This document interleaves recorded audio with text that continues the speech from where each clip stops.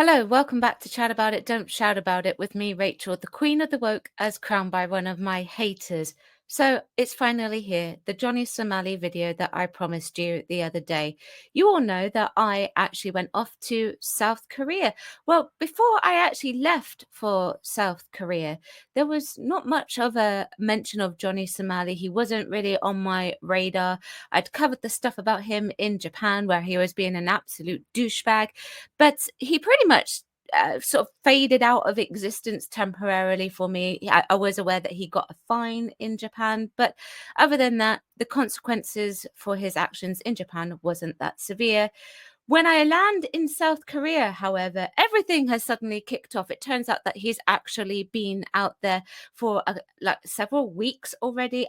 Now, I wouldn't have got any gist that anything was going on at the airport at the time when I arrived. So this was just before they actually decided that he was going to have a travel ban for his actions. But basically, as soon as I got to the hotel and my Twitter had updated, Johnny Somali was it was trending. He was trending everywhere, and he was trending for the wrong reasons and not the right ones. Obviously, I think Johnny Somali actually does give IRL streamers and content creators a very bad name because let's just put it like this: that behavior, I would never ever condone the type of behavior that he's actually doing. Going into other people's countries and doing things like throwing ramen on the floor.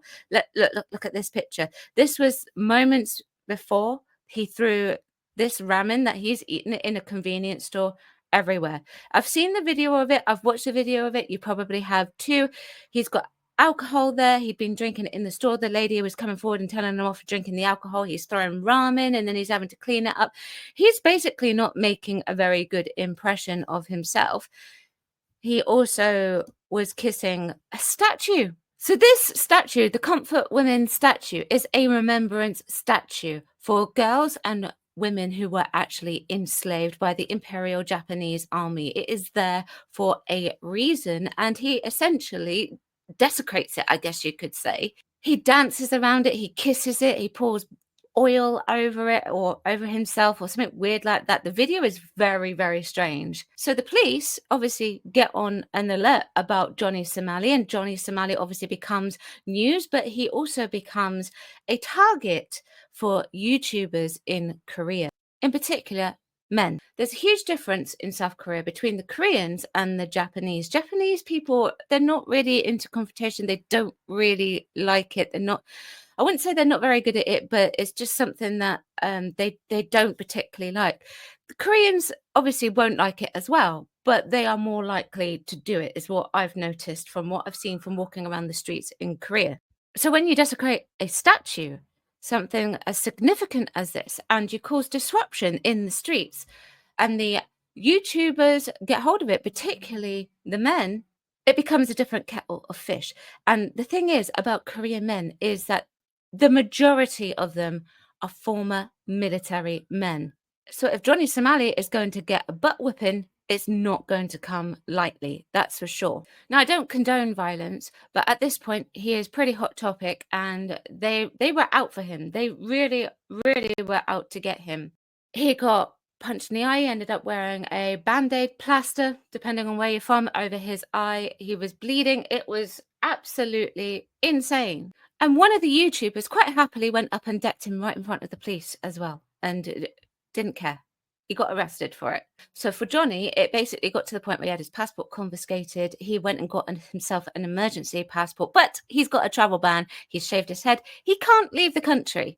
And the security was much more tight when we actually reached Incheon Airport on our day of departure. Now, what's interesting is that we were actually very close to one of the districts where one of the incidences took place. I believe it was the Songpa district, I think. We weren't that far away from there. We were within a few miles of it. So it's very crazy, like knowing that we were walking around the streets with Johnny Somali, who's not even Somalian, by the way, going around causing this type of havoc and disrespect in somebody else's country. When you actually travel to someone else's country, you abide by their rules, you abide by their laws, and you respect their culture. From what I've seen, he doesn't do that. But now he is also facing Jail time. It is pretty significant. Let's take a look. Johnny Somali faces more jail time for playing North Korea propaganda in South Korea. This article is from Dexerto. Johnny Somali could be facing even more charges in South Korea after the controversial streamer reportedly played North Korean propaganda music in public. The drama involving Johnny Somali, real name Ramzi Khalid Ismail, has been non-stop since the streamer entered South Korea, and now he's facing some serious jail time for his actions.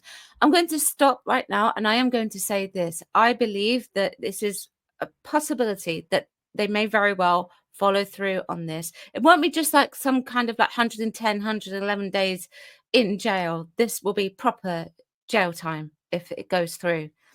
For weeks now, Johnny Somali has been hit with numerous legal issues due to his streams. So far, the content creator has only been charged with obstruction of business with chaotic convenience store stream, but that hasn't stopped him from continuing to stir up trouble with more charges looming, as explained by law-based YouTuber Legal Mindset. By the way, check that out. He's done some good coverage. Somali could be hit with more charges for blasting North Korean propaganda.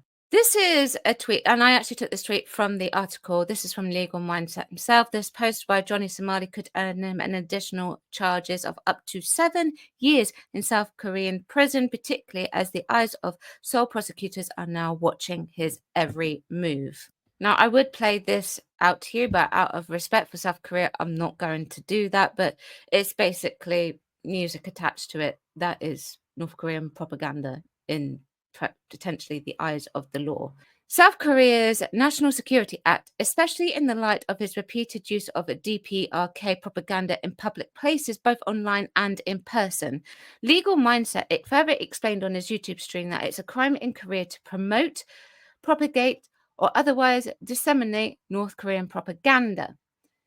If he was doing this as a joke once, they'd probably not do anything about it. The problem is he has repeatedly done this, not just once, but multiple times. He played North Korean propaganda on the metro, on the bus, various places. He's gone all around making North Korean statements. Somali first got the attention of the country's parliament after he kissed the Statue of Peace, a monument meant to memorialize victims of sexual slavery by Japanese forces during World War II. The streamer was subsequently banned from leaving the country as authorities investigated him for alleged DRUG use, a crime that comes with a maximum penalty of 10 years in jail.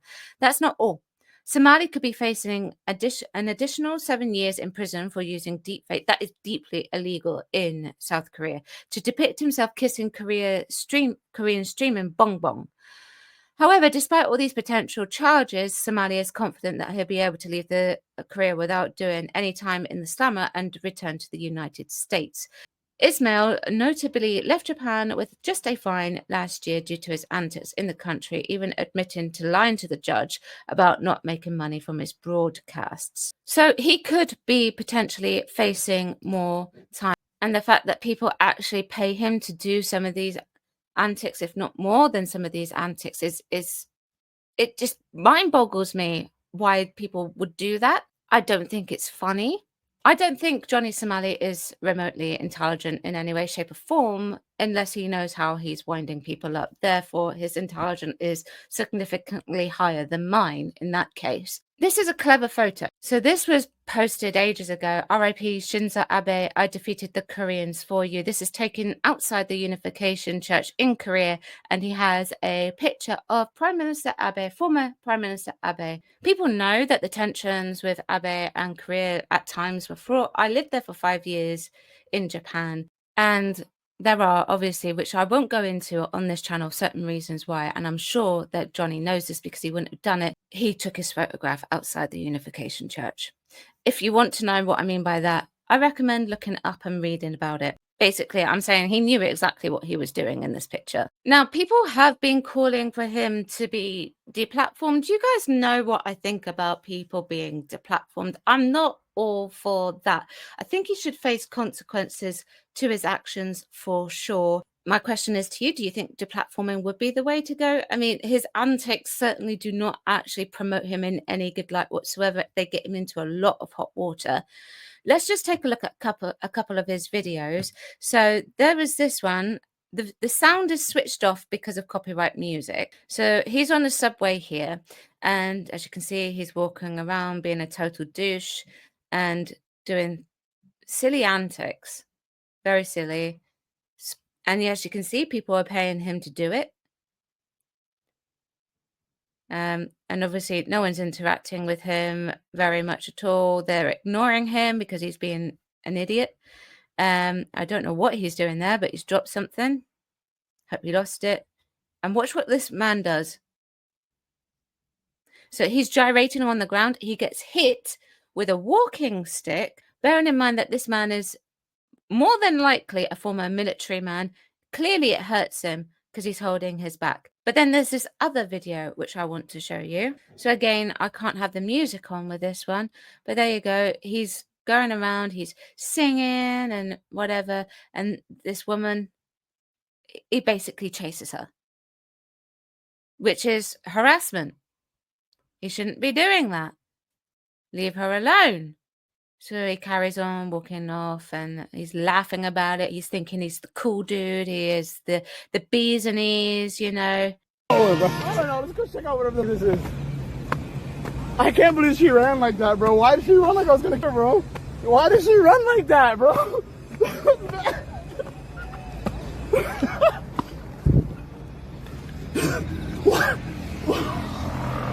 Why did she run like I was gonna kill her, bro? What the heck?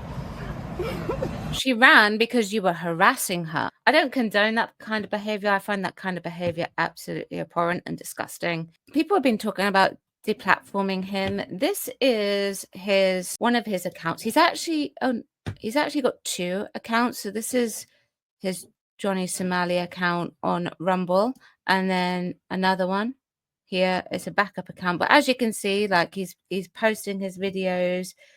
He thinks he's the bee's knees. He thinks he's the big tough guy. He thinks he's the big hard nut. That's essentially what he thinks he is. And he's not cool. He is far from it. He likes being the talking point, but he likes being the talking point for all the wrong reasons. And look, he's still posting videos from Japan and all of that, basically, because he got deplatformed on Twitch, and I think it was it Kick? He's now uploading to Rumble because this is one of the few places now that will pay him for his videos and for his lives. And then this is what Legal Mindset was talking about. So this is his Instagram. Obviously, he gets money from this. And if we just click on this, so like that, you click through it, he's posting newspaper articles. He thinks he's he thinks he's cool. This one was pretty scary. This guy is basically coming after him.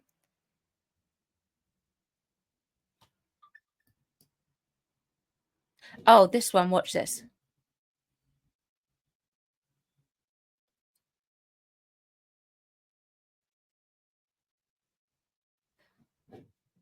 So she's doing that.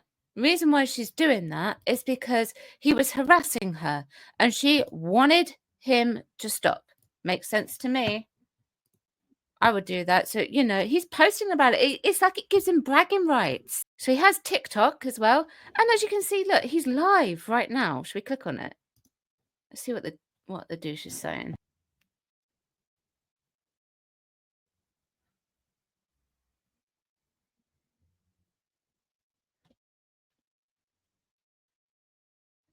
He's basically hoping that Trump is going to get him out of South Korea.